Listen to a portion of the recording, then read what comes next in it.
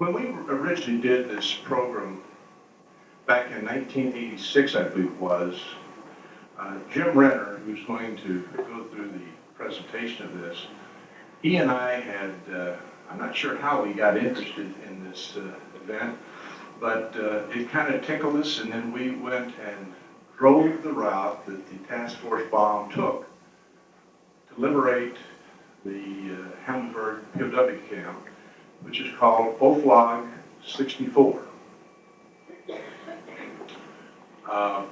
We took pictures along the way.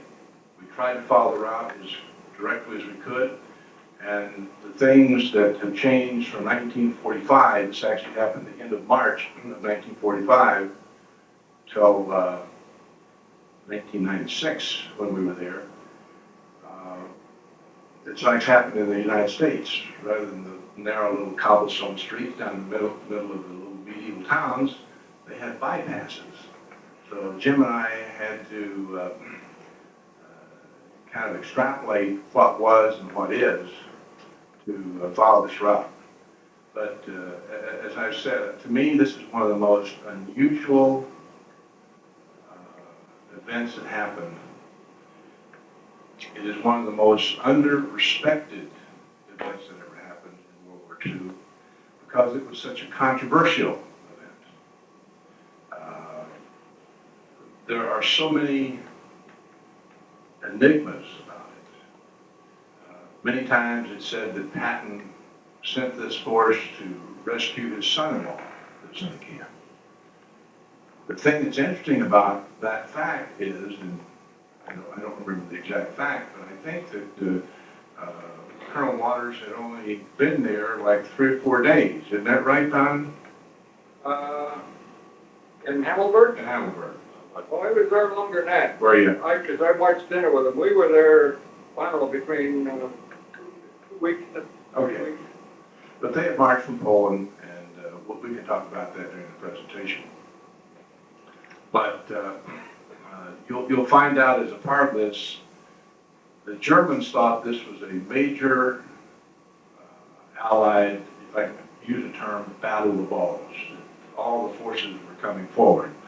And this was just a couple of companies. It was really a kind of a battalion-sized force that was coming forward. As a part of doing the program, I spend a lot of time on books, and that's how I actually got this going. And pardon me, I want to get one thing.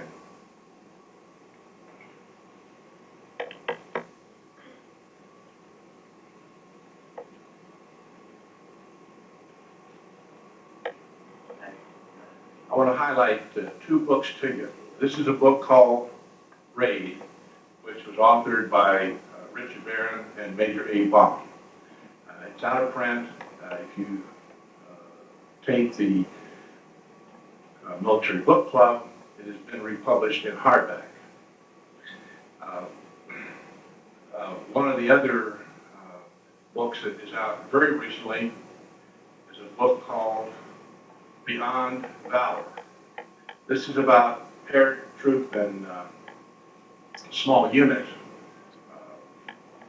combat, airborne and ranger combat by Pat O'Donnell, who I have talked to coming out and doing the presentation for us. He and I have been corresponding for 6 or 8 years. But in this book, he talks about Pulaski and different small battles, and he has the veterans tell their story.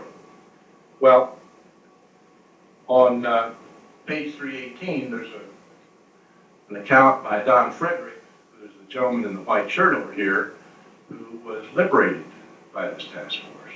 So that's written in this book. It's new, and you can get it at Barnes & Noble. But this is a fabulously interesting thing. Again, this was kind of thrown together, so we will be talking back and forth between us on recollections. And as Abe said the other night, the longer he's away from this, the more he remembers and recollections, and information does come forward as a part of 4th Division reunions and also as a part of the OFLOG 64 reunions. The thing that we are planning to do in September for our September program of 03, we're going to work with the OFLOG 64 group and do a full-blown program of what we're doing this morning, and have the OFLOG 64 folks, and then we'll try to get a lot more of the 4th Division people in. This morning, Abe was Bill Nutt. He was the heavy tank commander, the Sherman commander. Abe Nutto. Nutto. Heavy tank. Yeah, medium. Medium tank. He was the medium tank commander, and we talked to him this morning, and Abe, we got him on the phone, and I said, you guys still alive. You know, it's always that kind of a repartee with these guys. But there's a fellow named Simon Kolnick who belongs to the 4th Armored Division chapter, lives in around Stevens Point, Wisconsin, that had planned to come. His wife became ill and couldn't. There's also a fellow named Bill Rolson who lives up in around Bemidji, somewhere in northern Minnesota, a retired dentist. He was afraid to drive in the traffic of the big cities after living in a small town. But we'll endeavor to make efforts to get those folks down. And, but there are, it's a diminishing number, but it's a very valuable number. I'm going to introduce Jim Renner, who traveled with me on this great adventure, and he'll run through the slides that we took. Jim.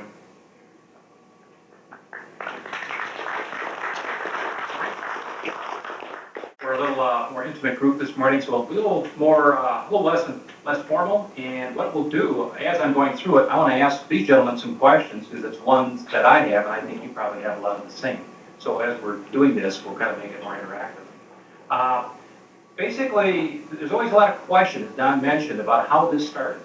What's the reason for the raid? One of the rumors, or one of the speculations, is that in March, earlier in March of 45, is that MacArthur captured repatriated a prisoner of war camp, and about 5,000 POWs were released. So he got a lot of press. Of course, Patton, not to be outdone, loved the press. So that's one of the speculations. But then the other speculation is his son-in-law was in the camp, and even to the end, everything you read, Pat would never agree that he knew. However, that's one of the questions that I have. So, Abe and Mel, I should first introduce our panel here, first of all. Abe Baum on the right. Abe was the commander of the raid. He was in the 4th Division for how long, Abe? Too long. Too long. Too long. Long enough. Oh, about 3 years. 3 years. Bill Koschel, Milt. Oh, I just got into the war there really at the Battle of the Bulge on the 23rd of December. so he, and you were a private? Yes. Yes. And the gentleman on the left is Don Frederick, and Don was a ranger who was in the camp. And, Don, you said you were there about 2 weeks as you were there. Yeah. Okay. Well, as we start this, so the question gets to be, when did you know? Abe, did you ever find out that Lieutenant Colonel John Waters, Patton's son-in-law, was in the camp? Well, I have decided to write the book. We researched it. We came across a letter from General Patton to his wife and daughter, stating that as long as John Waters was available to be repatriated, he was going to do it. So at that particular time, I believe he knew that Colonel Waters was in the camp. I think the Russians gave him information that he was in Op Block 64, and I'm positive that he knew. Did you know beforehand? I did not know before I left on the task force. You did not? Absolutely not. Okay. That's one of the big questions about who knew what, and get it going. Just wanted to, no? I can remember when I first heard of Waters, Colonel Waters, was with my squad leader. Nick Corellis, pulled me to the sideline. He said, our company just volunteered to go on a raid 50 miles inside, 60 miles inside the enemy lines to rescue a guy, Patton's son-in-law. So I knew it, or at least thought I knew it. But a lot of them never heard of it. A lot of speculation. Yeah. First of all, the German line is right here at the Schaffenburg. So the Germans are right down here. So the Americans are on the west side. The plan is to punch through the German lines, get across, get through the town of Schaffenburg, get on the east side, take the road to Lohr, which is over here, then go through Gemünden and up to Hammelburg. Now that's about 50 miles, and this is all enemy territory. So take a task force with 300 men, and I'll go through the units, or the amount of equipment here, punch the lines, go 50 miles, rescue the camp, get the prisoners of war, and come back to the American lines. So a rather arduous undertaking. So on the same thing, and the day of March 27th, when this was happening, Abe and we were talking yesterday, it's the day also they were moving the Corps line. So the 4th Division was actually moving, so he was to go, when he actually, after the camp, rescuing people at camp, to go northwest, not right back, because his unit was moving. So rather a fluid movement right now. So large undertaking. Make sure I go that way here. Now the equipment that Abe had, he had 3 assault guns, and assault guns were, these are Sherman tanks, and the Sherman tank with a 105 millimeter howitzer is the assault gun. He had 10 Sherman tanks, which this is the same prototype. With that, he had 6 light tanks, and the light tank, this is the Stuart light tank, and then about 20, I think it was 27 half tracks and about 8 Chiefs. So this was the force with about 300 men then to make this trek to go into the enemy lines, rescue these people, and come back. And the Sherman tank was the main battle tank for the U.S. Army. It was a medium tank. It was used throughout the war. It was the primary tank used.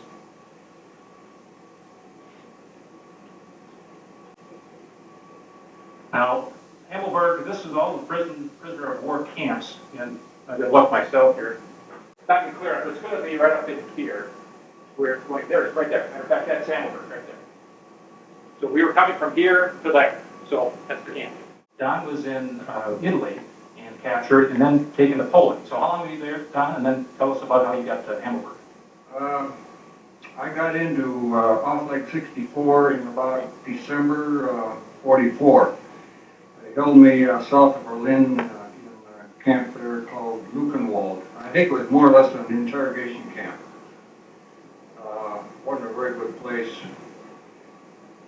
They would pull you out of their compound about 2 or 3 o'clock in the morning and started to interrogate you, and I said, listen, name, rank, and cylinder is all I'm going to give you. So they threw me in the slammer again for 10 days. They repeatedly did that. Anyway, at the end of 30 days, they put me on a passenger train with 4 guards, and I ended up at off Lake 64. It's a very little village in Poland, and I think it's east of Warsaw, I don't know, 90 miles maybe. But anyway, the first man or soldier I met there off Lake 64 was Colonel Waters. I didn't know his name then. But they screened everybody coming into camp. They almost had to. They didn't want anybody in there that shouldn't be in there. And he asked, who is your commanding officer? And I said, Colonel Darby. What unit are you with? And I told him, 1st Raiding Battalion. And he says, well, I'll be darned. Colonel Darby was my West Point classmate. So, of course, I was in like Flynn. And I spent about probably 18 months there. And when I got there was about, 250 ground force officers. That's all that was there was ground force officers, by the way. And we stayed there until January 21st, 45, when the lines on the east and west started closing in on Germany. And then we better get out of there. So the worst winter in 50 years was developing. So here we walked out of Poland, and it's flat. Poland is a flat country, no hills or anything I can see. And when a wind comes across those plains at 40, 50 miles an hour, it's bold. So here we are, no winter gear, no overshoes, no hats, no gloves. But we did make it. According to my diary, which I kept, I had it, we walked 576 miles back into Germany. And at one point, I think it was near Parchim, northern Germany, we got on a boxcar. About the second day out, heading down toward Hammelburg. We didn't know where we were going, but that's where we ended up. We got strafed, and the engine on our train blew out. Thank God they didn't hit it. So we had to wait around a day or two before they got another engine. We finally got down to Hammelburg. And So that pretty yeah, much, about 2 or 3 weeks. yeah, pretty much. Yeah. Okay, thanks. Dave, when you started getting set then for the trip, how did you hear the word that you're going to be the commander, and how did you get your force put together? Well, I think Mike over.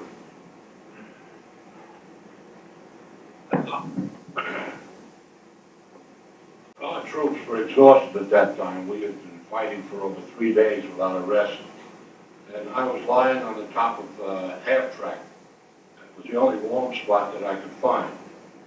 And up came my operations sergeant and said I had to report to the command post. And when I reported to the command post, there was Patton, Colonel Abrams, Harold Cohn, and Alex Stiller, who was a major at that time, and was Patton's, one of Patton's aides. And from then on, the discussion developed as far as what sort of a task force should go. Originally, they were going to send a combat command. And our division commander at that time was General Hogue, and he refused to send a combat command because they were going to move in a different direction, and he didn't feel that he wanted to lose a combat command to a different area. So they finally, Cohn was supposed to go, and Harold at that time had notoriously suffered from piles, hemorrhoids, and Patton didn't believe him, and he made Harold take his bullet under his pants, and he looked, and he said, "My God, they're the size of baseballs." And then they decided to send a smaller task force, and who was available but me? They had chosen me to lead this task force. So now it's the 26th of March, and you're starting to deploy, and let me go forward a slide or two here. Here's a picture of Waters. And it's just the Kriegs, Kriegsgefangene, which is the German name for prisoner of war. Krieg is army and Gefangene prisoners of Krieg. And so they shorten it for Kriegs, American. And there's Abe, back in your battle dress. So as we start the battle, now we're at the Schaffenburg, and another unit actually tried to punch the line through, so to not use up his task force. So they started right after dark to try to punch through near Schaffenburg. So as they're starting to do it, Abe and his troops are waiting in line to get the chance to kick off. Now they're about 2 hours late, and the whole idea was to get to Hammelburg before morning. Well, they knew it was going to be tough, because after they're already a couple hours late, then they get through. But there's a little town down here, I can't see it exactly, but Schweinheim it's called, and it's a very difficult, it's a typical old German community where the roads are at angles, and Don and I were going through there. We had a hard time finding the river because the river is just north of the town. So we came through on the south here, and then had to punch through to get the road. And of course, this is the highway today, that wasn't there, but here is the old road, and that's what you got to find. So now it's about 2:30 in the morning. They find that road. So now the task force is getting to go on its journey here. The road in here now is quite hilly. Once you get across this road, it's hilly in here. That's why you see all the switchbacks. And when you get near the rivers, you get the flatlands. But here, you see it's quite hilly. This town right here, ironically, Abe didn't know it, but the commander of the German 7th Army, this was their headquarters, and they were literally 3 miles from it, but didn't know it. So the Germans were alerted, hearing this noise and this column of American troops that Don had mentioned in their rear. Where are they going? What are they after? And the German 7th Army commander was therefore notified, and they started alerting troops in the neighborhood, which then, of course, made it tougher. So now as they're progressing, the first town of size is the town of Lohr. This is a town that's just a beautiful little German city, and Don mentioned you go through the town, it's typical, even small towns in Minnesota before the last 50 years, the roads would always go through the main street, and then you go back out. Many of them would take a left turn, and so did this one. So it was a beautiful town. Thinking about digressing to another story on being in Lohr, but I'll avoid that right now. But we met some Germans, and they talked about the battle, but the battle was 2 weeks later when the 14th Division came in, 14th Army. So in Lohr, outside of Lohr, right at light, at break of day, Abe's group comes upon a bunch of German troops doing calisthenics. So they spray them with machine gun fire as they go by, and then they continue on their road through Lohr. Now Lohr is the first town of any size, as you can just see by the size of the print. It's probably a couple thousand people. And there they lost their first tank. The Germans had a roadblock. It took a little time to get through it, but they did lose a tank, Sherman tank. As they're going through the town and continuing to Gmünden, now this is a bigger town. This is kind of a railroad town. They are now on this road. They run into a convoy and shoot that up as well. So the Germans have no clue that Abe and his group are coming. So they're now along the road. This road today has, as it was 50, 60 years ago, 55, really a railroad area because it's along the river. So the main railroad lines run along here because it's flat. So they came across a train and started shooting that up as well. And it turned out to be a bunch of anti-aircraft guns in cement caissons that were there, which they then continued on. Now, when we get to the next town of Gmünden, this is a critical town because you have to cross over the main river. Now, there are a bunch of smaller creeks. You can see how these roads kind of go on squiggly lines, but this is the Main River. Now, if you look at, we anglicize it as Main, M-A-I-N, but in German it's Main. The Main River, so it's a huge river, it's a wide river. So Gmünden is right along there, and right here is a big marshalling yard. And there were approximately 10 to 15 different trains in this marshalling yard. And when Abe's group came through, they started to shoot them up as well, because a big target. Also, there was a spotter plane with him at that time. He radioed back that this is something the Air Force should take care of. So now it's about 8 in the morning when you get to Gmünden. So, Abe, you want to tell us about Gmünden and getting into the town? Well, Gmünden was a key city as far as the road network was concerned. Plus the fact that they had the Main River and the Stin River and the Saal River all converged on that town. And as a result, the enemy had put up a roadblock.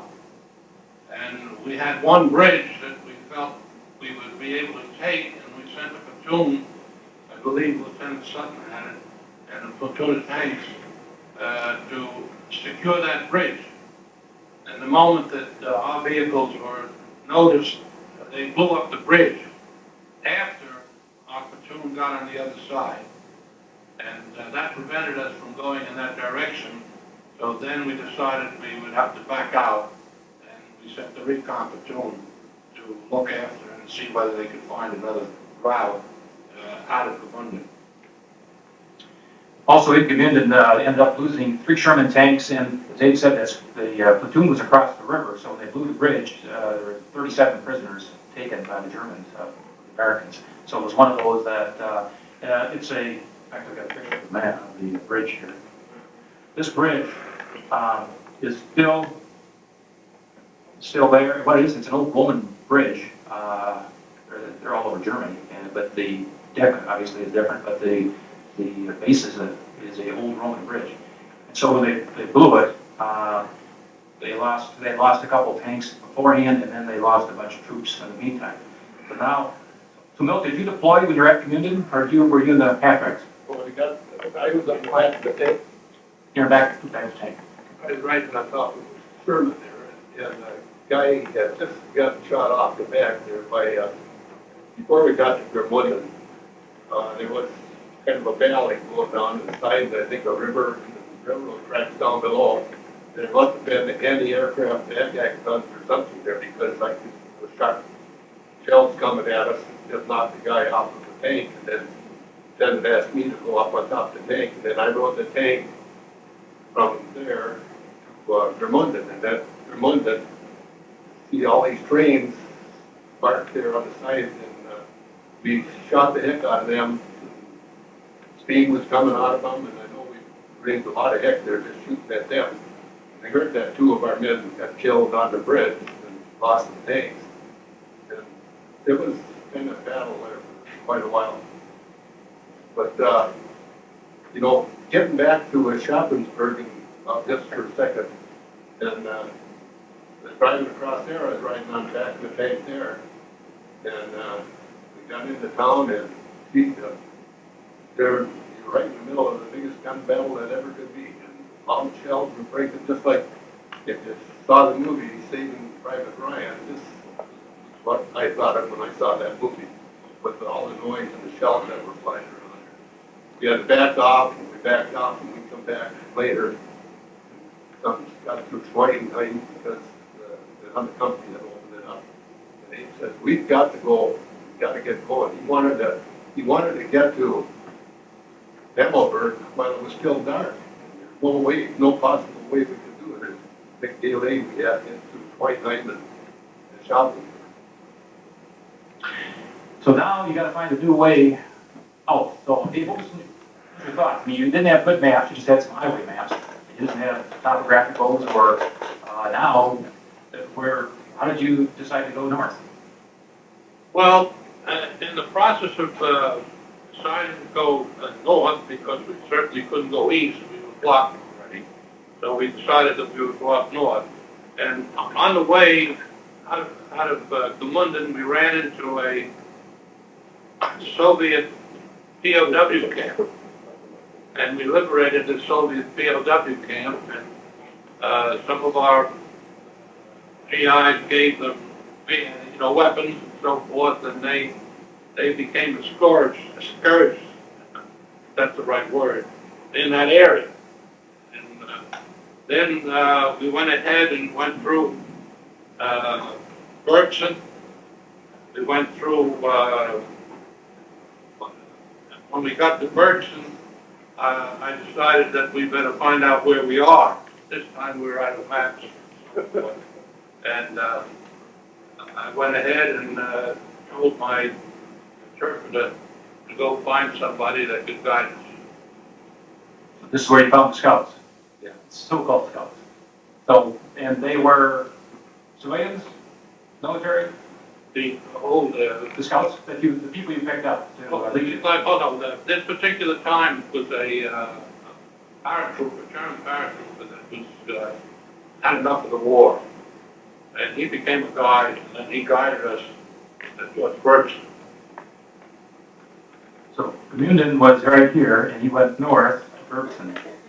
So that's the idea. Now the other thing you'll see is another little river right along there. So all these little valleys and hills, another in the valley. So now we have to cross that bridge to get over again towards Hammelburg over here. So we now got to cross over. Excuse me, when we were at Gmunden, those trains unloading, they were unloading SS troops. They just unloaded a whole division of SS troops. Is that right, Ian? Yeah. Yeah, this was a rather large marshalling yard for them, so it was a train station. That's why also the town was defended, because even though it was in the back, because you had major units for the Germans. Now, actually, Gmunden is 32 miles, so they've gone 32 miles from the start to get to Gmunden. Now they go another 7 or 8 to Bergson, and now they have to go to this Breitendorf, which is like right over here. So this is also very hilly. In fact, we took that tour. I mean, it was very steep for a car, so I can just imagine in armored column now, it's around about noon, going down this hill and finding the spot, and then to find out, okay, did you know where the camp was?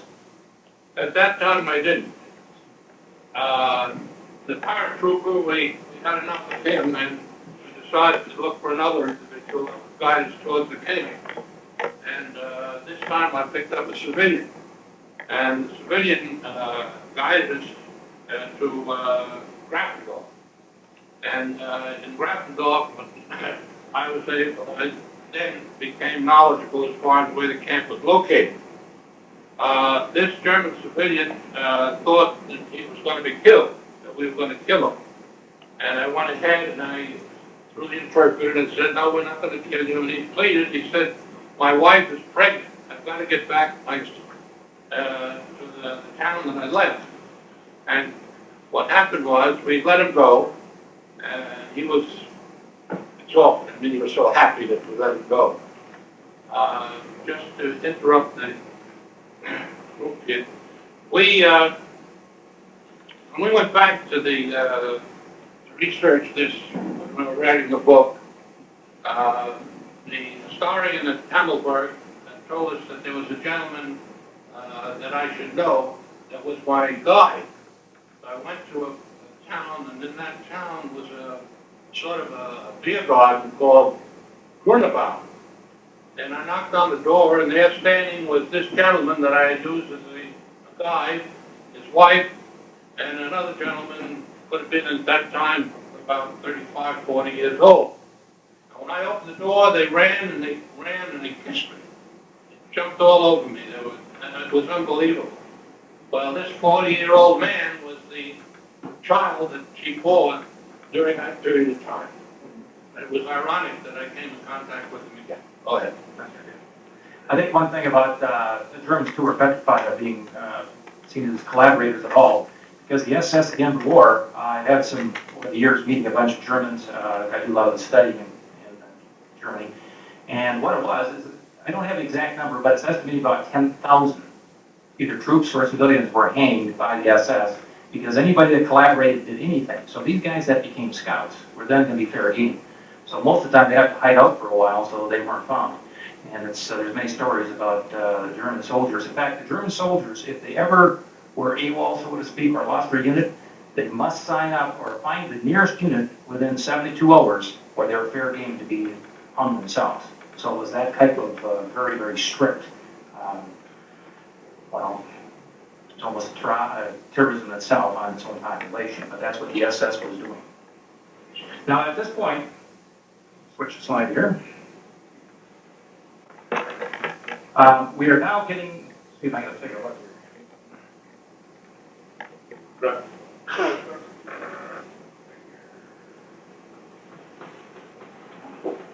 But we're coming, basically, it's Grafendorf right here, right here. So now it's, you see the scale is a lot different, and it's now another 8 miles to get to Hammelburg. Here's Hammelburg. As Abe said, he didn't know where the camp was at that time, and the camp is just south of the town, right here. And ironically, the camp is not just a prisoner of war camp, but it's actually a German garrison. They actually did firing. This is a firing range right here. So as we'll talk later, unbeknownst to people, but this is actually a German fort where they were doing virtually other training at that time. So now he's coming here. Now it's down off the hill, so it's flat land again, it's along the river. And the idea is to come along here, right along here. This is a hill. Hill right here. And so he came this direction, came along here, and now the Germans knew the Americans were coming. And they have a bunch of Hetzers. A Hetzer is a armored vehicle. It's a light, like a light tank chassis, but it's an anti-tank weapon. It has a 75mm gun, the same gun that the Sherman used, for example, the same size. I think they have a little bit more velocity, but it was a Hetzer. It's actually a German type tank that they used. So they had 7 of these Hetzers along that route. So what they did, they placed those Hetzers in the side of the town, right up here. The rail line is right here, and they placed them along here. So when Abe and his troops came along this road, because the Germans at this point didn't know still where they're going. They weren't sure at the camp. They knew the town. They didn't know they were going to the camp. And so when they came along here, you can see the hill was behind them. So if you're Abe, as Abe was driving, the hill was to his right. He's at the bottom of the hill. There's a little creek down there as well, and then town off the left. And the idea is to circle the hill. So as he circles the hill, the Germans start to fire on his troops. Now, he didn't hit any tanks, but as they hit a bunch of the half-tracks and also a couple of Jeeps. And now to get up to the camp, you have to start going up the hill, this grade right here. So, got a picture of that.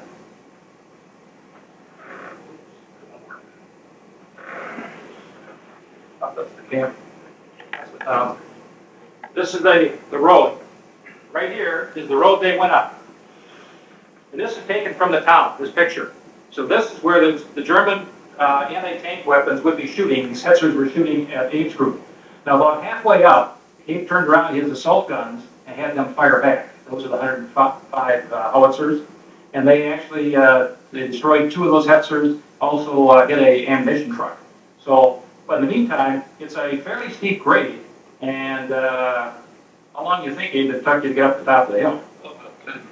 10 minutes. So always under fire because it's slow and going up a steep grade, and there are no switchbacks here. It's just a straight grade up the hill. So what it is, on top of the hill now is where the camp is. It's right up in here, just over the hill.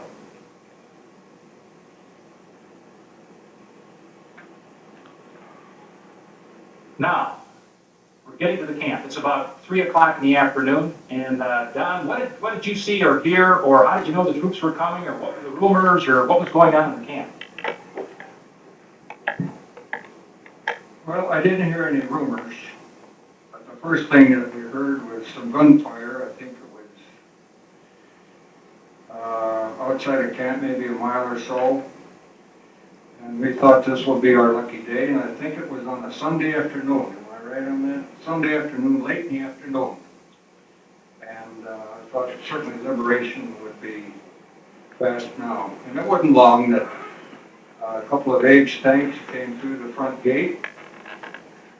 I think the balance of his unit, I don't know how much he had left, probably formed a perimeter around the camp of Hammelburg. That's what I believe. Because I only saw about 2 tanks within the compound. And the firing seemed to have ceased at that point. And then it was getting dark toward evening. We wondered when we were going to leave, And then we found out that a lot of equipment had been lost, and there was no hope of getting hardly anybody out to our back lines, our own lines, I mean.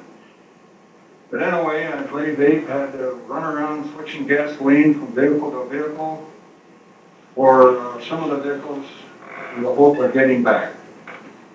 Don, we'll get there in a minute. And I guess I'd like to ask Abe and know, okay, when you're coming in now, you're going to attack the camp. How did you deploy? How were you set? Well, when we were coming in, we were shooting at the camp. But I was by a tank coming up just before the hill, and I could see the prison camp. And I had Dick Corellis, my squad leader, was right ahead of me. And I was right where the track started the tank, and we got nailed by a gun with a bazooka. And Dick got blown through the air, and I got blown through the air, and Dick ended up with his legs getting full of shrapnel. I never really got a scratch out of that at all. But lost the tank there, and the tank driver come out of the tank, and he says, "That son of a bitch just chill my gunner." And he jumped down and he emptied his pistol in his mouth. He emptied his pistol in, but they were already dead, the 2 guys that shot that bazooka. That was before the camp was opened up. That's a good point about Panzerfaust, because the Germans had a bazooka-type weapon, and you'll see it's like a long stick with a huge head on the end. It didn't fire very far, but it's very effective, and that's what they had, a lot of those. And they had, virtually all the infantry had them. It's a great anti-tank weapon. It had much more power than the American bazooka. That's also when the ironic part after World War II, even though Panzerfaust was better, talking to the Germans, the guy who was in the Bundeswehr, is that because that was German, they got rid of them all, and they just used the American bazooka. Of course, an inferior unit, but or fighting unit, but the bazooka, the Panzerfaust was very deadly within close range. So people that were willing to get into a foxhole and hit them, they were very devastating. Well, and after that, we went up the hill to the camp. And, to the left of me, the gate where the prisoners were gonna come out of was to the right. But to the left of me, there were a couple of buildings there with slots in them of some sort. And a tank, one of our light tanks, was getting rifle fire from those places. So he was shooting over there, and I got behind the tank, and I started shooting over there, but I didn't see nothing to shoot at, really. And, tank pulled out of there, and I'm standing up there all alone, no tank or nothing for protection, and I'm zing, zing, zing, zing, bullets were flying by me like you wouldn't believe. And I had to get down low and run like a jackrabbit behind the haystack. Abe, as you were coming into camp, your recollections of attacking the camp itself? The light tanks and the mediums on the left approached the POW camp, and they started to get small arms fire. They dug in Germans around the camp, and they went ahead and removed them. And one of the light tanks actually broke down the gate. During this period of time, our firing shells were going near the Serbian POW camp. And Waters and Good decided that they better run out and tell us what's going on. And Colonel Waters came out of the POW camp with an American flag, and he had a German with him and another individual with him. And while he was coming out, the German shot him from behind. And then they had to pick Colonel Waters up, and they brought him back into the POW camp. Finally, the POWs from the camp came rushing out. When they came rushing out, I expected to see no more than 200 or 300, which I was informed were there. There were over 1,400 POWs came running out. It was the most pathetic sight that I'd ever seen, because I knew at that time there was no possibility that I could do what I was set out to do, free these POWs and bring them back. As soon as that occurred, Colonel Good, which was the actual commander of the POWs, came over to me. You've got to visualize these 1,400, figuring that they were free. They were unbelievable. And as a result, I told Colonel Good my situation, and instead of me being able to get my troops and start back with what 50 or 60 POWs could go in my vehicles, unfortunately they kept me there for an hour and 20 minutes with the confusion. And finally we decided that some would have to go back into the camp, and some would come with me, and the others would try to get back on their own. So this is getting late afternoon, early evening, it's getting dark. It's in March, so we all appreciate that. Don, how did you get on a tank? How did you decide to get out?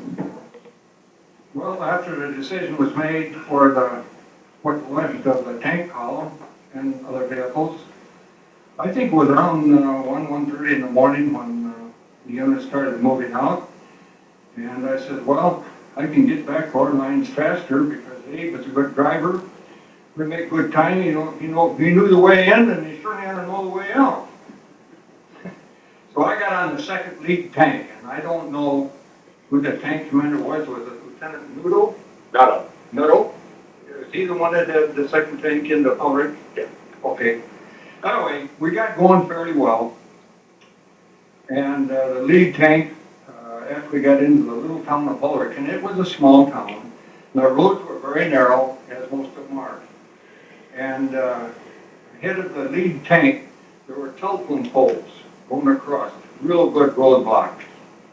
So the first tank got right up to it, and the second tank I was on came right up behind the first tank. All of a sudden, there was a flash from behind one of the buildings, and we got hit. got hit good. My friend Jack, who was sitting on the right of me on this tank, M4, I believe it was, had 27 shrapnel pieces in him, and another officer, Lieutenant Christensen, to the right of him, was killed outright. And that blast knocked us literally off the tank into a ditch. Thank God there was a ditch there. That we could crawl up, and I took a hold of my friend Jack by the arm and led him back to the first half track that I came to. And I got him in there, and then I proceeded on up to the next track and got in it. In the meantime, the whole unit was trying to get in reverse and get out of there.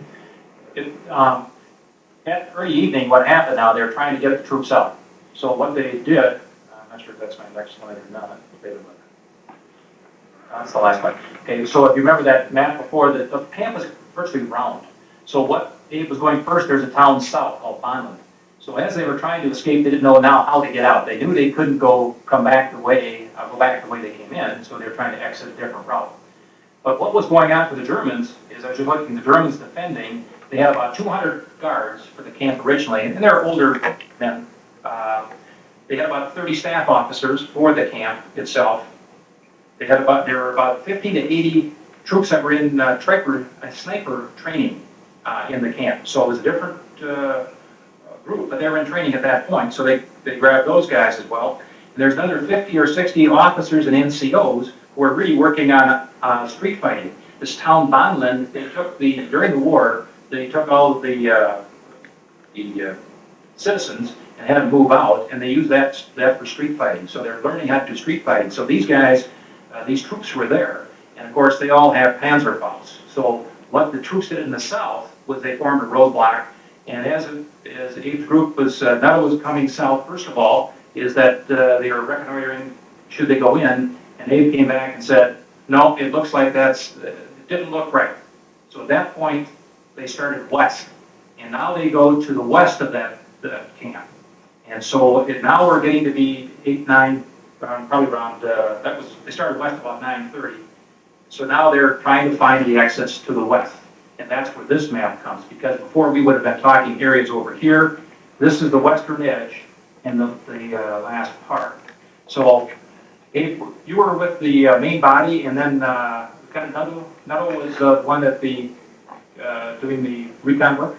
We made 2 or 3 thrusts. It just wasn't Nuttall one. We made with another 2 thrusts to go in a different direction.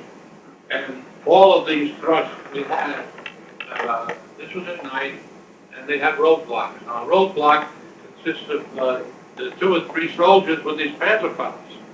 At night, we didn't know what actually was against us, and once these Panzerfaust knocks out the tank, we couldn't go further. And as a result, we had to back out in all of these thrusts. And by backing out in these thrusts, I had to find a place to assemble. Now, this is at night, and in the book, it says, you go to the high ground. And I assembled in the high ground on Hill 427. And I did not have enough fuel in the tanks to go again. The tanks had a range, Jimmy, what, 60, 70 miles, the median? Oh, you can't hear. Anyway, the tanks only had a very small range, so we siphoned half-track from the fuel from the half-tracks and put them in the tanks. Now, all along, while this was going on, they were surrounding us. There was a wooded area, so to my rear, to my side, on both sides, was woods. And they were creeping up, and they got into position, these students, the snipers and everything, with bazookas. I was not aware of this. However, unfortunately, the POWs that started to march back to the camp didn't tell me that they were there. And as a result, these hetzers, or whatever you call it, got into position in another area. Now, I was right in the middle of an artillery range. In other words, they had trained in this area. And the individual general that was running this operation could sit back 3 or 4 miles away from it. He had telephone communication to bunkers. And they could tell exactly where we were with the exact range for these sensors. and so forth. And we got ready to leave, which was safely, because this was done all during the evening. And just as we got ready to leave, the Germans, well, they broke out and all hell broke loose. And I could see from my vantage point that it was futile. And I turned to the troops and I said, every man for himself.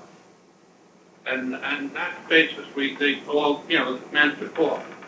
Now, during that period of time, I didn't say at the beginning of the task force itself, but I ended up with Patton's aide, Alex Stiller, which was a major. And he had been coming along for the ride. That's what they told me. He was coming along for the ride. And Stiller grabbed the white sheet and started to put it up to surrender. And one of my GIs grabbed the white sheet and said, the 4th Armored Division does not surrender. And as a result, we had my assault gun platoon, Sergeant Graham, was still firing, even after I told the troops to disperse. And I ordered Graham to stop firing because that brought more fire into our troops. And during this period of time, some of my troops got back on their own. Their stories that they've written, we don't have it here, but their stories have been. Now, by the way, during this period of time, I'd already been wounded twice. I didn't bring that up, and that's important. But anyway, I was wounded in the leg, the hand, the head. I could barely walk at this time. So I and my operations sergeant and one other fellow were hiding out in the woods. And I looked up, and there's a buggy, 2 men in it. And I immediately tried to fumble to get my .45 out from under my Mackinac. And my hand was bandaged, and I couldn't shoot it, even if I got it out. And I couldn't hit the side of the barn, believe me, with the .45 anyway. So I grabbed, he saw my predicament. He had a rifle. He puts the rifle against the buggy. And he stands up, and he takes a P-38, which is a German Luger, and puts his hand on his hip, and he shoots me. I'm looking straight at him, and he shoots me. And I look down, and the bullet entered my groin area. And I'm going to use the vernacular that I used at that time.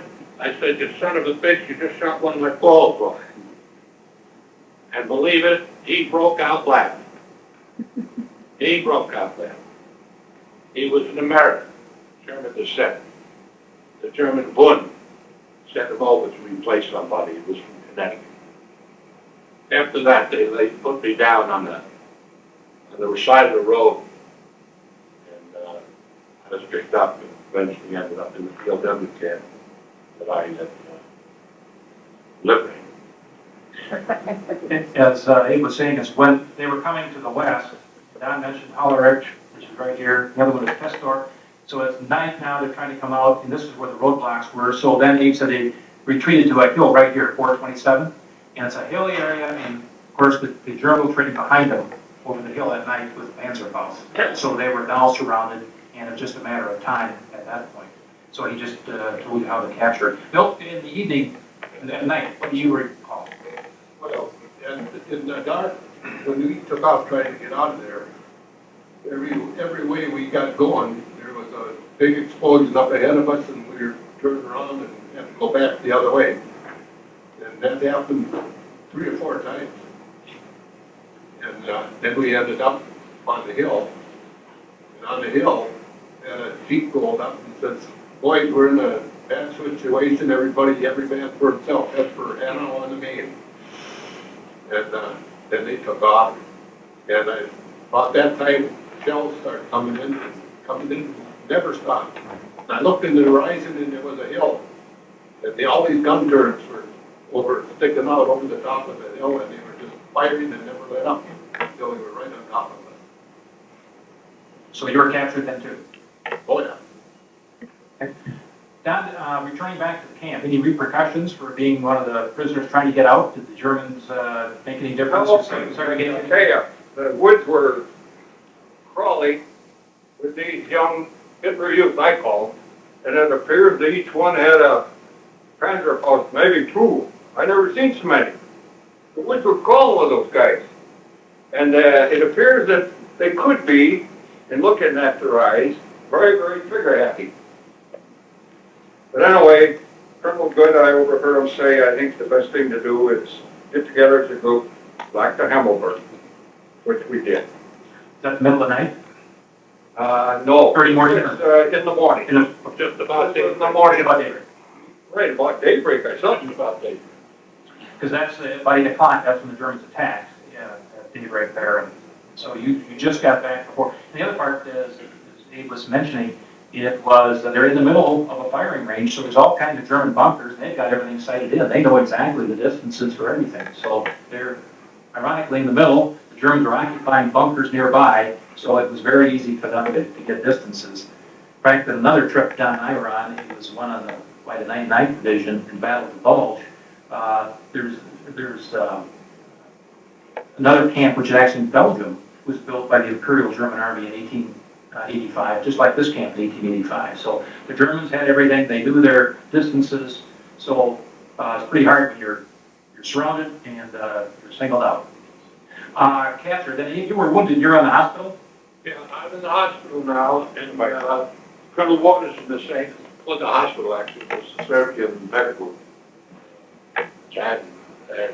Anyway, I was in the hospital, and they were treating my wounds, and actually came across Colonel Waters, we had quite a discussion and so forth, and then one of, I think it was Zawada, one of our, had lost a leg, he was in the hospital there, and there was a black officer there that also lost a leg, and I had walked over to him, and I tried to console him, and he just looks up at me and he says, Captain, you don't have to console me. When I get back to Holland, they're going to know that I was in the war. That was his pride in the fact that he lost a leg in the war. Anyway, if I go further, you want me to go further? Please, yes. I mean, now, just anything you guys like. Now I'm in the hospital, and as a result of the Germans did not know I was there.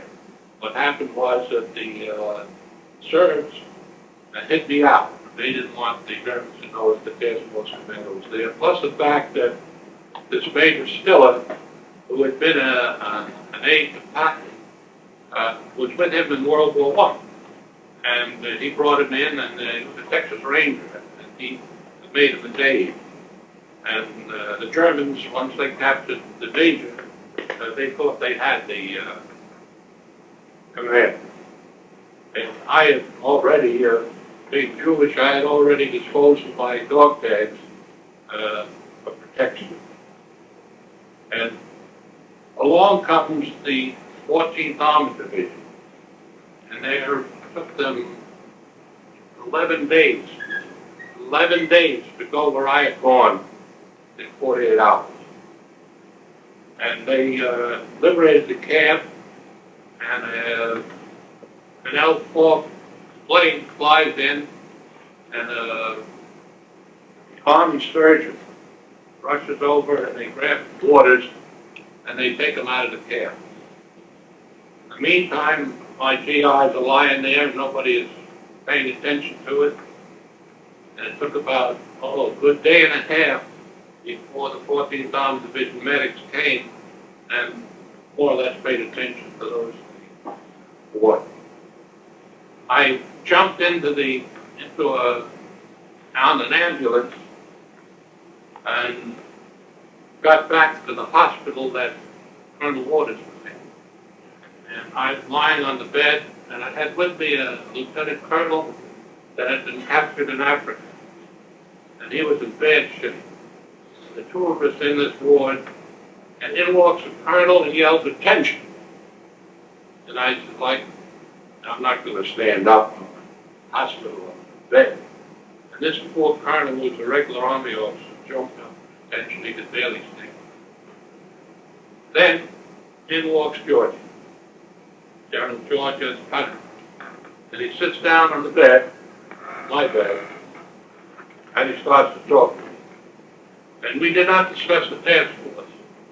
We were talking how to fight tanks. I mean, it was a whole different conversation. I had made up my mind that I wasn't going to rock the boat.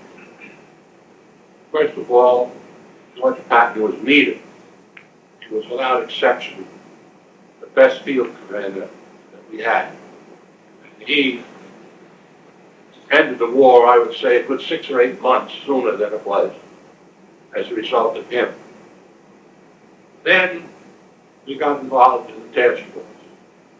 And I said to him, you know, what did our 4th Armored Division do as a result of my going in this direction? They said they went a good 70 miles with very little resistance. So I said, well, my task force accomplished something. That was the extent of the discussion that we had on the task force. Then he says to me, what do you want to do, Captain? I want to go back and finish the war with the troops. You can't. I said, what do you mean I can't? He said, somewhere in the Geneva conference, I'm thinking the regulations are, if you fight in one theater, you're not in court, POW can't fight in the same theater again. They could have sent me to the Pacific, but I couldn't fight there. Well, being an overly aggressive individual during that period of time, I let him know that I wanted to go back and fight the troops. No uncertain terms. Finally, I said to him, you're General George Patton, aren't you? Yeah. I said, I want to go and finish the war with the troops. Mind, this was already in April.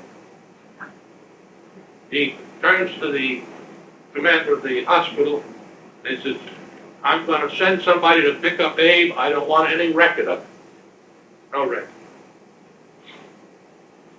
So he sends me a P-47 pilot that was recuperating, and they had him as an L4 Michael Cub liaison. We start back, and I said to him, you know, I know a nurse over here in this field hospital. Here, after all, I've been out of action for a few days.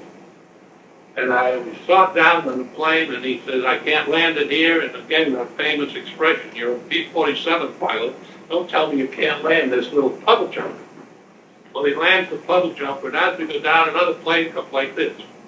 And we nearly crash. We get out, and we run towards his plane. They get out, and they run towards my plane. And oh, the expression, wow, what the hell are you doing here? It was a general by the name of Ernst, who was also coming to visit a nurse. And this Ernst tried to get me court-martialed for insubordination when he was in our division. And I said, the same thing you are here, General. And I turned around and walked. Then I get back to my unit, and I go right to the front. Now, I've been out of action now for close to 2 weeks. And I didn't know really whether I was suited to lead again. And I took pride in my leadership. I took pride in the 4th Armored Division. And I wanted to finish the war with the troops. I stood out in artillery shells were coming in. Stood there for about 4 or 5 minutes.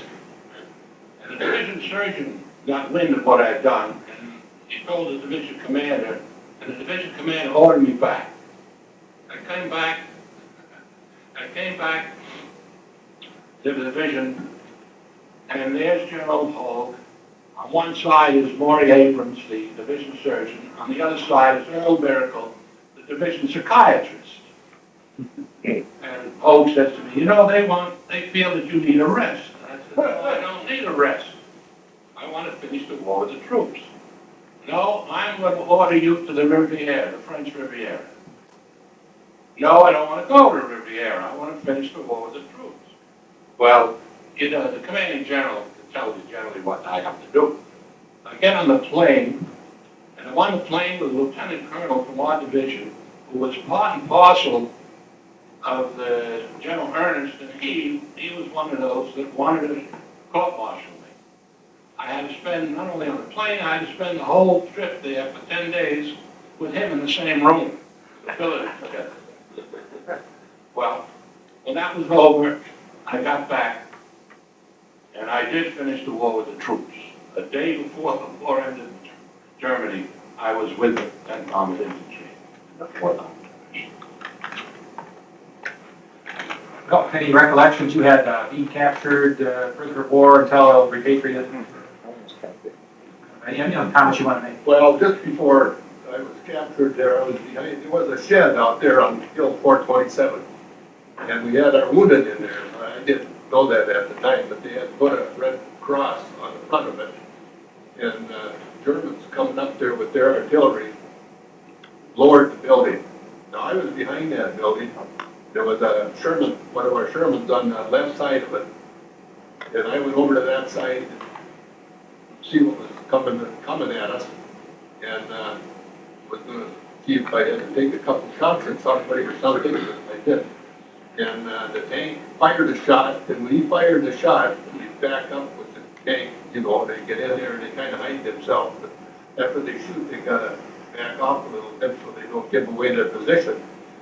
That tank comes about an inch away from running over to them. With it backed up. Okay, here's a couple things here I'd like to read here from a guy that was with us named Joe Kmetz. He wrote, "We led the Third Army, and the Armored Infantry led everything. The only ones in front of us were the Germans. We felt we were special." I thought that was pretty important to say. And then General Patton here with a quotation, "There has never been such a superb fighting organization as the 4th Armored Division. By this, I do not mean this war, but in the history of all the wars and nations." Well, a couple of different things. Then I have a little thing of my own here. I give a talk up at school about my war experiences, and then I ended it up with this here. "The thing that we veterans would like for the young people to remember is that the freedom that we have in the USA did not come cheap. A lot of people who are always killed or hurt in one way or another from any war. Nowadays, we older soldiers wonder if the young people realize what all the wars were really for. Wars happen because a lot of countries and people want power and want to take things that are not theirs to take. I feel that our country is doing more than any other country in trying to get people free. I hope we never have any more wars. They just bring a lot of sorrows. I would like to tell you to love your country and to respect our flag and stand at attention when you hear the national anthem. This is a great country. Love it."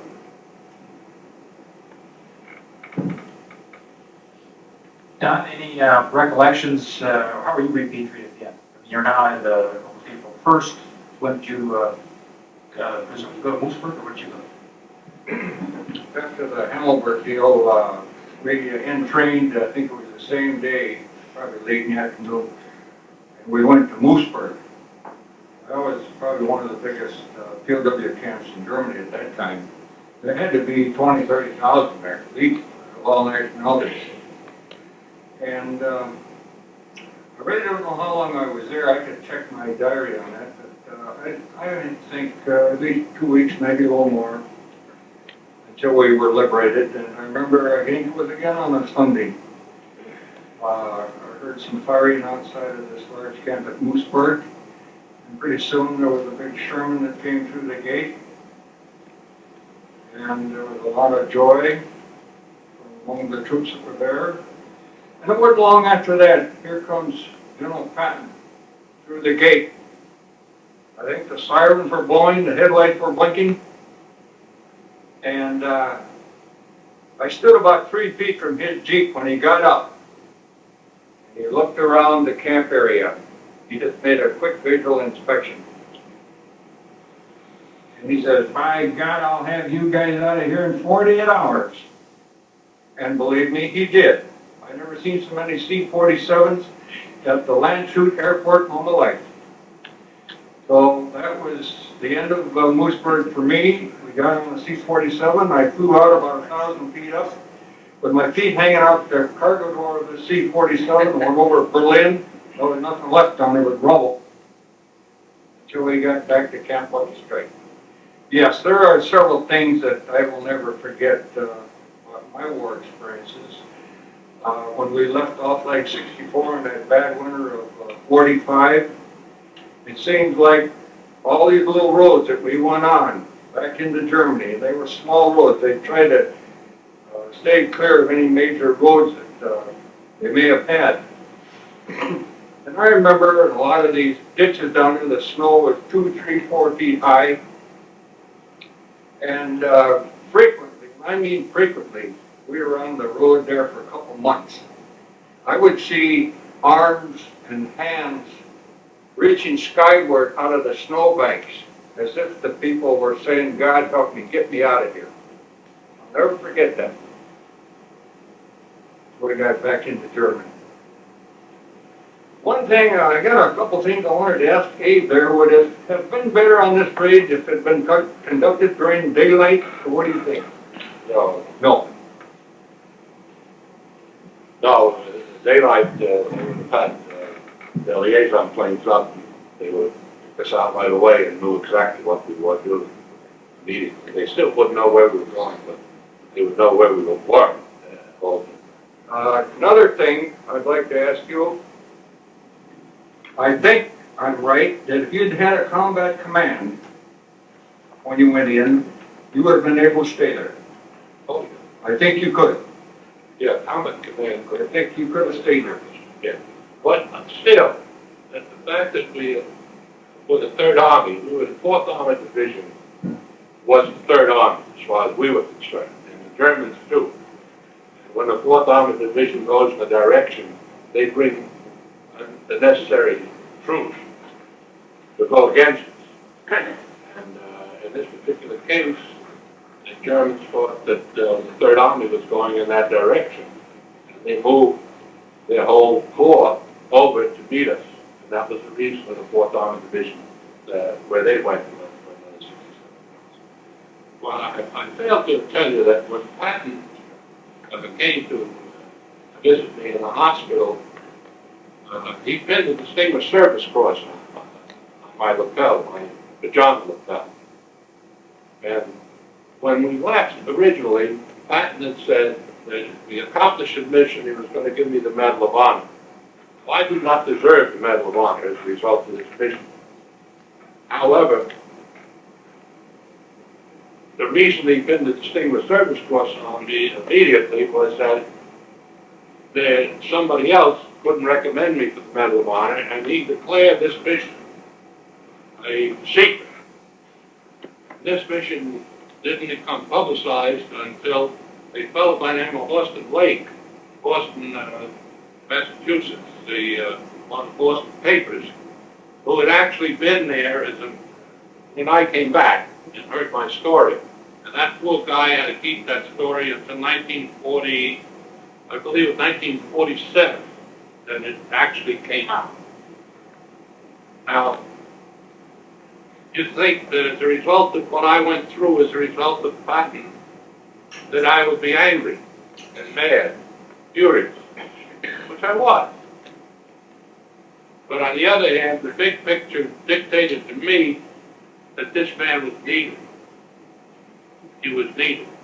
And that's one of the prime reasons that I didn't take issue with it, because I could have done it without any question. Now, in closing, the 4th Armored Division was a unit that had some of the finest personnel in it. It was a great division. We had people that eventually became 4-star generals. We had a person by the name of Creighton Abrams that became the Chief of Staff of the United States Army. Creighton Abrams was the one that relieved Westmoreland in Vietnam, one of the real stalwarts. Jimmy Leach served in, that's Jimmy Leach over there with that gray hair. He served with Abrams in its own tank battalion, when Abe had a tank battalion. Now, my thoughts on Colonel Abrams, if he had asked me to kiss his butt in Macy's window, I would have done it. That's the type of leadership that this division had. and that's why we function so well. I would like to open up any questions that people may have. I've got just one question to follow up on Abe's one. Because when he was here 5 years ago, he made a comment about so many people were given battlefield commissions, and he did it internally. So the 4th Division had great leaders, great Abrams, that's the Abrams tank is named after. So he was a great leader, a great general. But leadership comes from within, and he was able to take these people and move them up. And it's something I think was very special, and I think more businesses ought to look at that. So any comments on that, Abe? I was always very impressed with that statement. Your battlefield commission or others. Our unit, our particular unit, General Bruce Clark, was the chief of staff of the division at one time.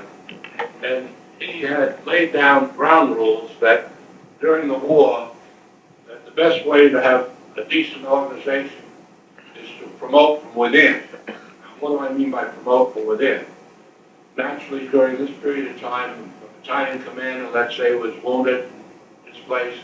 Instead of bringing another lieutenant colonel in from another unit to operate, the executive officer moved up and became the battalion commander. And likewise, S3, S2, so forth. That when the war ended, my battalion in particular had 3 battalion commanders, all of which were promoted from within.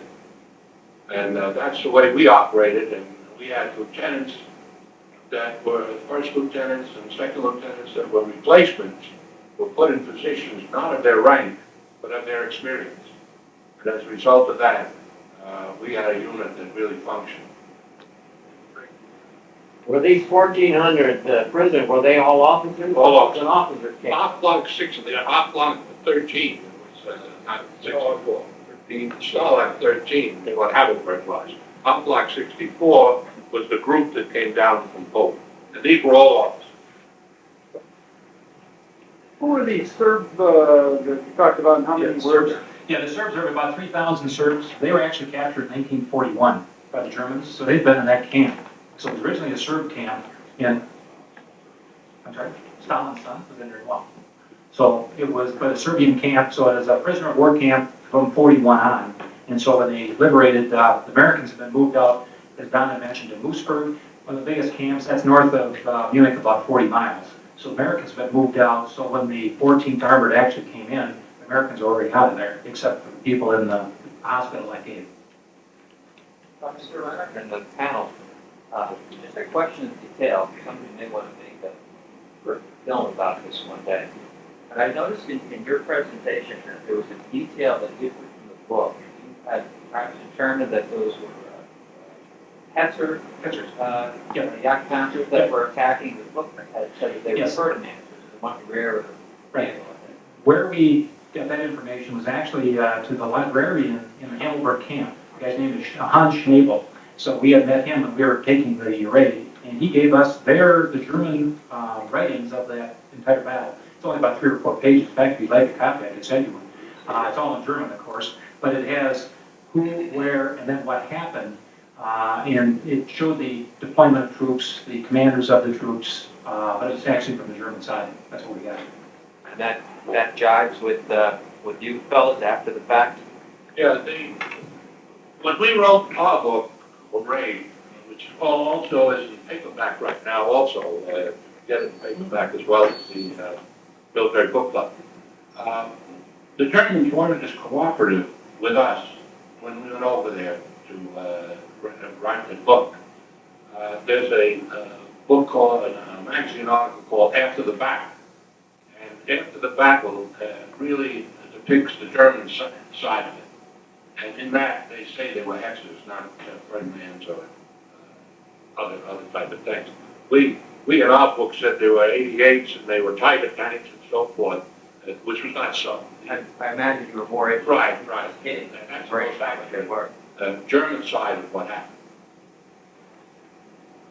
Abe, you mentioned that one of the books, 48 Hours to Hammelburg, had some inaccuracies in it. What type of inaccuracies were you talking about? Well, to be honest with you, I read the Whiting's book and I threw it away, so I can't even tell you what Whiting has a figment of imagination. He writes from the English side, and as a result, a lot of his books are not accurate. They're more emotional than accurate.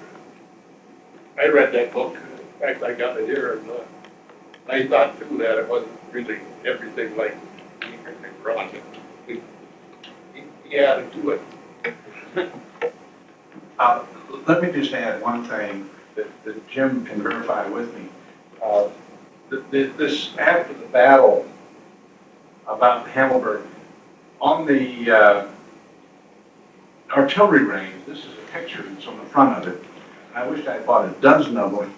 They're very hard to find now. But this is actually a picture on the Hammelburg artillery range of one of Abe's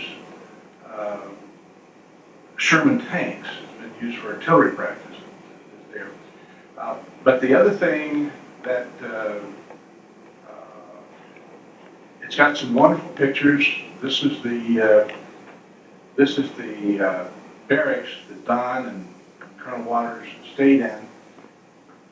But there's also a picture, again, it's the after before, but the one mistake that struck me in here, it shows that the tanks came in at what is today's entrance, which is the main entrance to the camp.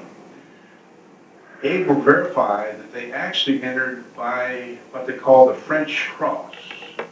And that's where they assembled, and it's actually one of the eastern gates. It is wrong in this book. This is generally more correct than anything else I've seen, but that is incorrect. And Abe, would you talk about how you came up to the camp and stopped there? This French's Cross is still there. It was installed as a part of the French liberation of this camp, which is like Fort Benning. It's really the Fort Benning of Germany. And it's part of their occupation, I guess, of that, or At the end of World War I. I'm sorry, yes, at the end of World War I, exactly. Anything else, Stephen? Matt? The map for camp? Yeah.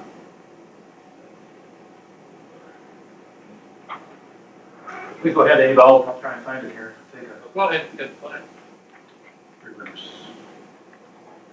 here it is. Oh, geez. Point out where they entered. Would have entered, the new road is right here, and the French Cross would have been up in this direction. Right up in, No, right in here. Yep.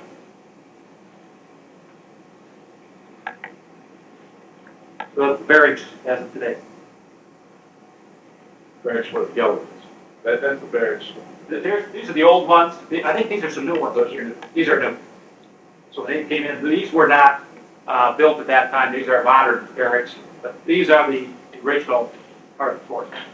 But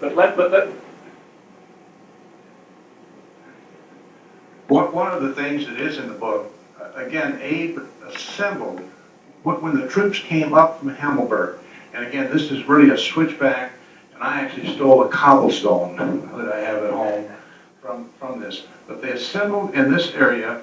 They then sent a task force down, or an element, to break into the camp and bring them back to this point. The one expedition that Jim talked about, and Jim actually had to leave, and I'm going to tell a story on him. Jim left to go to Oktoberfest rather than do the camp. We couldn't do it the first day he was with us because of firing on the range. But Nato actually took this road and down off like this before he hit that first resistance.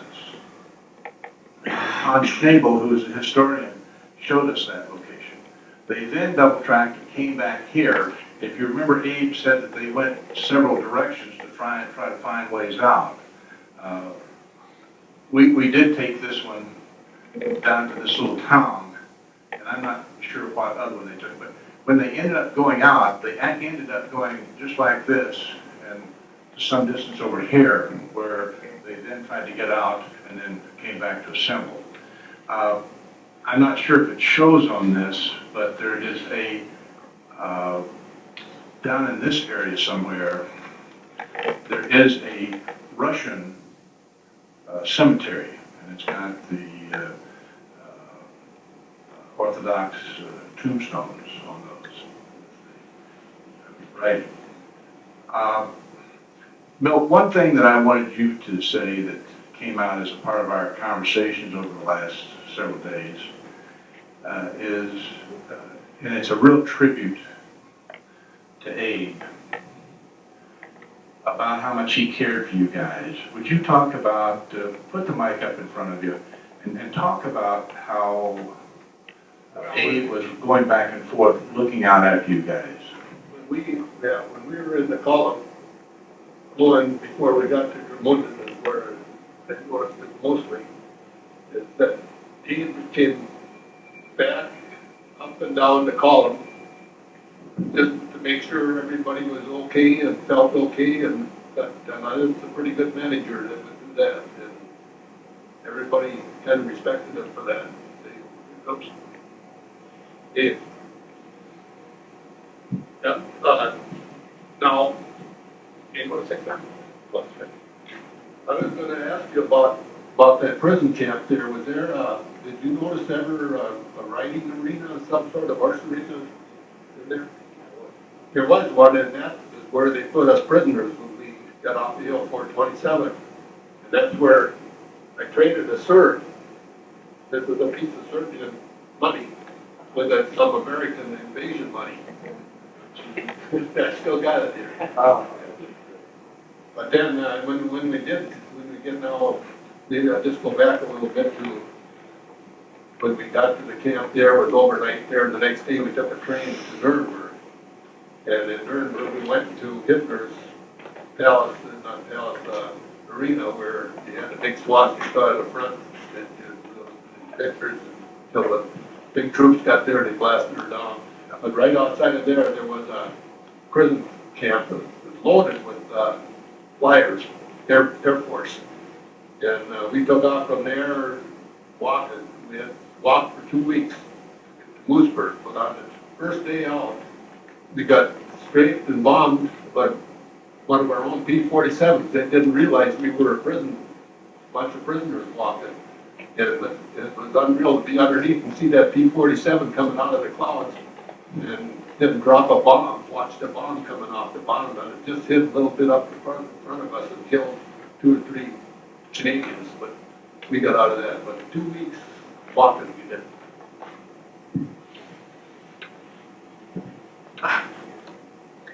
These men in Fort Lauderdale can say all they want about me.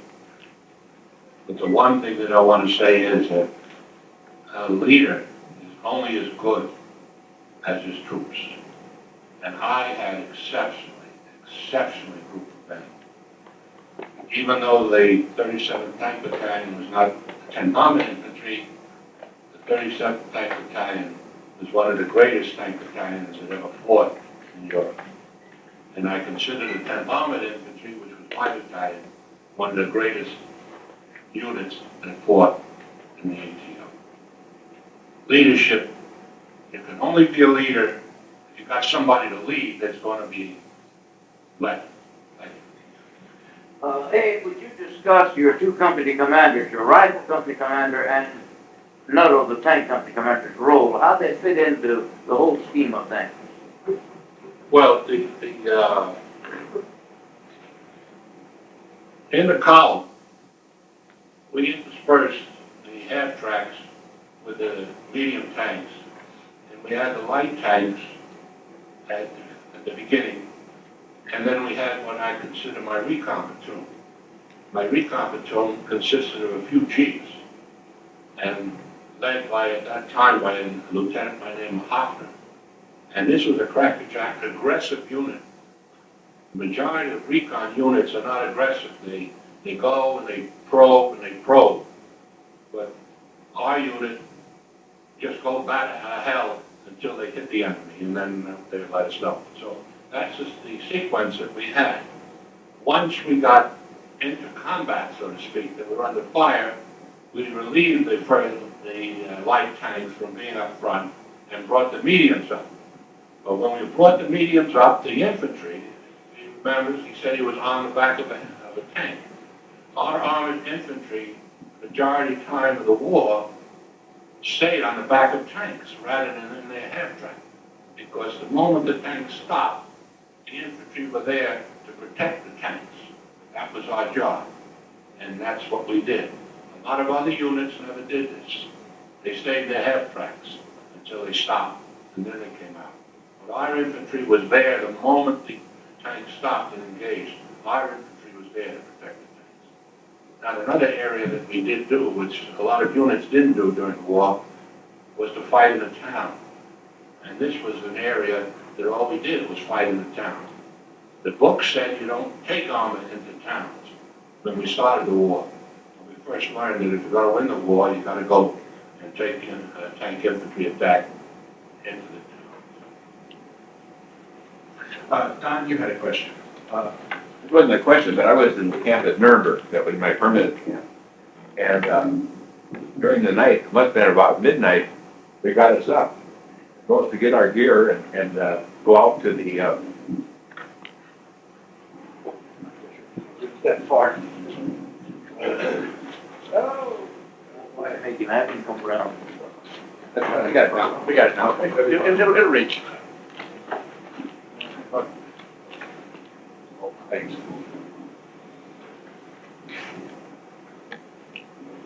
They got us up at, I think it must have been about midnight, and told us to get our gear together, and we had to fall out in the main street of the camp. And they kept us there all night, and we didn't go anywhere. And early in the morning, the gates opened up, and in came some of these prisoners from your unit. And one of the things I noticed that a few of them still had their sidearms. They apparently had never searched them. They were still carrying their sidearms with it. We were in that. This was at the end of March, and I think about the 4th or 6th of April, they took us on the road, and we went on the march down to Moosburg. One of the interesting things is when we were straight, and that column was straight by some P-47s. One of the things that happened was that Colonel Good apparently was in that column, because I heard a captain talk about it. He was sort of his aide camp, and he said that this guy is really something else. He said up in his 60s, and he says he can outwalk me. He walked up and down the column to make sure that everyone, the condition of the prisoners, and they talked about some of them that had been killed. I think I was never sure whether they really tried to strafe us or whether they were after.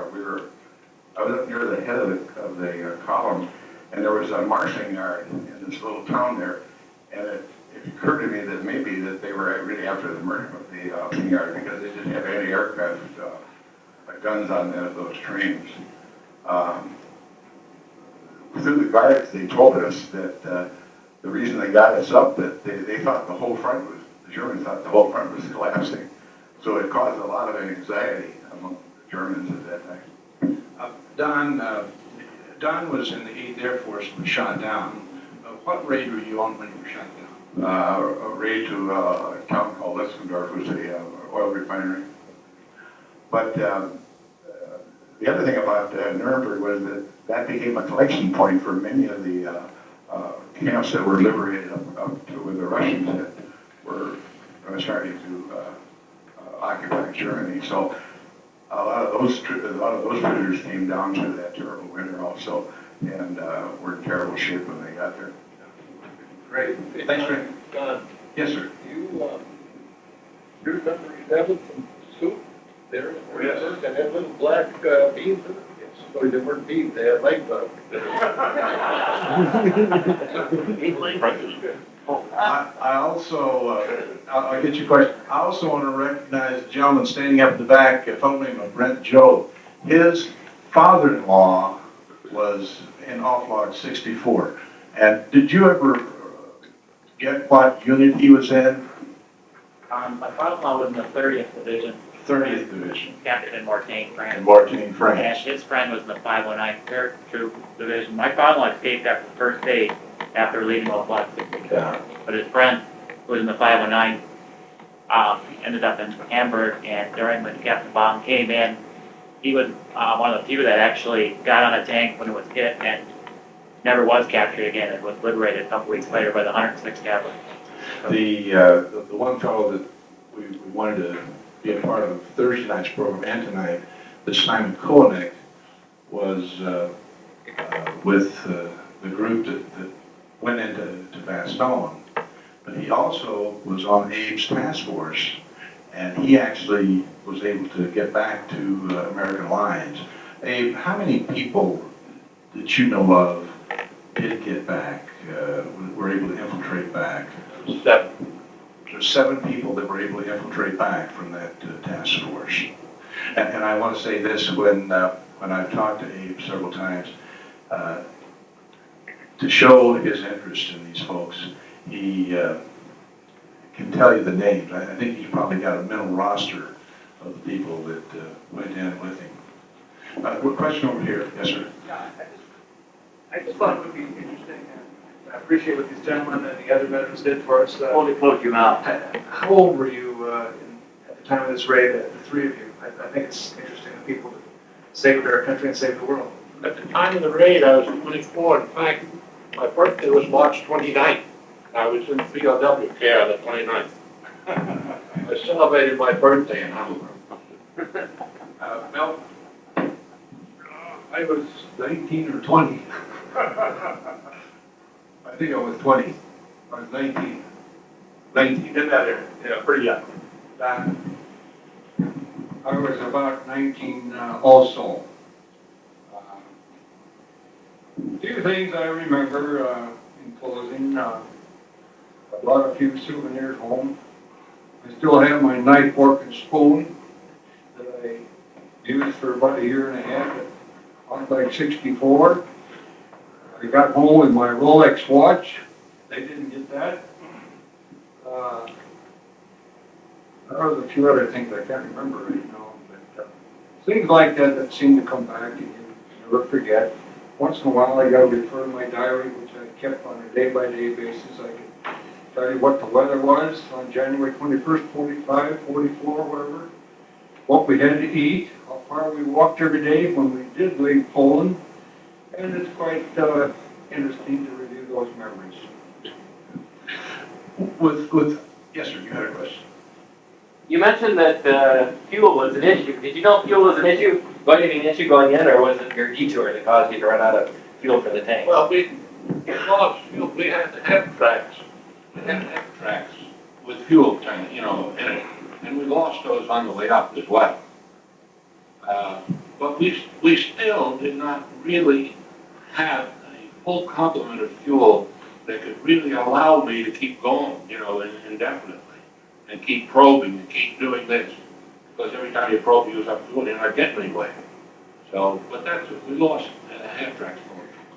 And again, if you take these hills, I mean, these were hills, when Jim and I drove that, we were in first and second gear sometimes going up these hills, and Jim and I commented, how in the heck did a Sherman get up and down these? So you how much time did you have to plan this raid? Plan it? That's what I thought. And I walked into the CP and Patton and the whole group were deciding my fate, so to speak. It took about 45 minutes for the discussion to end. It took them about 5 minutes to give me a roadmap and pointed to where Hammelburg was.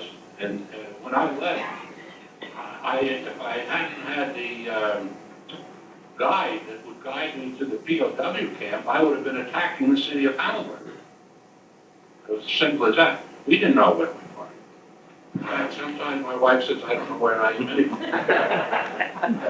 Yes, question, sir? You mentioned that there was controversy about what you did here, and you also mentioned water wounded. Ultimately, what became of him and what was his feelings? Did he ever Did he have the feeling that this was because of him? Waters, How did he react? Colonel Waters and I became friends after the war. And the one time that I discussed the raid with Waters was I asked him whether he was ever told by General Patton that he was aware of the fact that he was in the POW camp. And Patton answered him that if I told you whether or not I knew, I would be giving away top secrets as to how we would know. That was the answer he gave Waters. Now, Waters was by far one of the finest gentlemen that I've ever come in contact with. And he eventually became a four-star general. I'm very, very close to Waters' family. His son, Waters' son, attends the Outlook 64 conventions. And in the past 3 or 4, I think, he attends that. He's bonded with this group. He's bonded with this group. Would ask a question? Bill, I know when you were captured, the German commanders were looking for something. Can you talk a little bit about that when you were captured and what they were looking for? I don't know, what do you mean, the German commanders? It's supposed to be a family secret here. Well, when you were captured, what do you remember? What can you tell us about what happened to you and the soldiers? When you were being frisked. Oh, yeah, I tell you, I had a pin, confident pin I had taken off of a dead German, and I put it on the inside of my field jacket. And when I got frisked, he looked at that pin and he looked me in the eye, and I thought, boy, I'm gonna get her now, because, you know, I can remember the days when in the Bulge, when the Germans, if they had any American clothes on, they'd come off, and they made them walk in the cold. They didn't shoot them or anything, but I thought, boy, I was gonna get her here when he looked me in the eye. I had that pin, I still got that. Is that the thing you're talking about? Well, what did he do? They let you keep it? Yeah, he didn't touch it. I thought, maybe he thought it was a German infiltrator or something. But you were asking about if our raid did any good or anything. They, not that we did any good, we did real good. And actually what happened is that the Germans didn't know what was going on. They had no idea what was going on because we had this whole group in there, and the next bunch that followed our route went 90 miles without firing a shot. So, scared the Germans. They just didn't know what was happening. Peter, What did the Germans feed the prisoners of war? what they feed them, What did they give them to eat? whatever came off the ground. I might add at Hammelburg, before Captain Baum got in, there was a German ration truck that came in with a full truckload of bread, and I don't know if it was butter or margarine, I have no idea. So my friend Jack says, I'll take the butter, you take the bread. So we did, and that evening when we left camp on his tanks, where of course we got ambushed, and my friend Jack got severely wounded, and we lost everything. But that was kind of interesting. We had a lot of bread, but we never made good use of it. The basic food ration, potatoes were plenty. So they made a lot of potato soup. And then they were given 1 loaf of black bread. And this was a constant diet as far as the Germans are concerned, with the POWs. The POWs, many of them, lost hundreds of pounds. Some of them weighed 180 pounds when they started, and they came back at 100 pounds. I mean, that was the type of diet. The only good food they got was when the Red Cross parcels came in. some of them, you know, had food. What is the question? And let me just add something to that. It's not that they deprived the Americans of something. The Germans didn't have much to eat either. I'm not trying to defend that, but it was certainly, if you had a choice of being a prisoner of the Germans or being a prisoner of the Japanese, it's an easy choice to have made. Other than that, that's true. Peter, you had a question. Dave, I think you told us that you were expecting to liberate about 400 POWs. And then when you actually got there, 1,400 swarmed out. But you only had machinery, vehicles to take 60 back. So in the confusion of the moment, how was it determined who would go back and who wouldn't? The question was, with the expectation that there would have been 400 and 1,400 came out, then with all of the losses of equipment that occurred in getting there, how did you determine which 50 you would try to liberate, take out? No, they did it themselves. They went to the vehicle, half track, let's say, and they spoke to the sergeant, and they said, I want to go along with you. So the sergeant would give them a weapon and say, hop on. The tankers had the problem. The POWs jumped on the back of the tanks, and some of the amount of POWs that got on the tank, some of them were like 20 of them, would jump on a tank, and they weren't able to rotate the turret. So finally, they made a determination, and some had to jump off. But they did it themselves within the crew. The infantry and the tankers decided, those that wanted to go. In other words, not all of them wanted to go. A lot of them realized the futility of it. Listen, let's stop it at this point, but I do want to give a couple of very special thanks. I want to thank Jimmy Leach for being part of our program the other night, but I want to thank two very special people that I've enjoyed meeting this time. Marion Leach, thank you for being here with us. If you would stand up. Jimmy's wife. And Abe Baum. We're looking at fun in Minnesota, and we look forward to seeing you back here at some future time. Support for this program provided by viewers like you. Thank you. Additional support provided through the Catherine B. Anderson Fund of the St. Paul Foundation. Upcoming roundtable topics can be found at www.mn-ww2roundtable.org. Production services provided by Barrows Productions.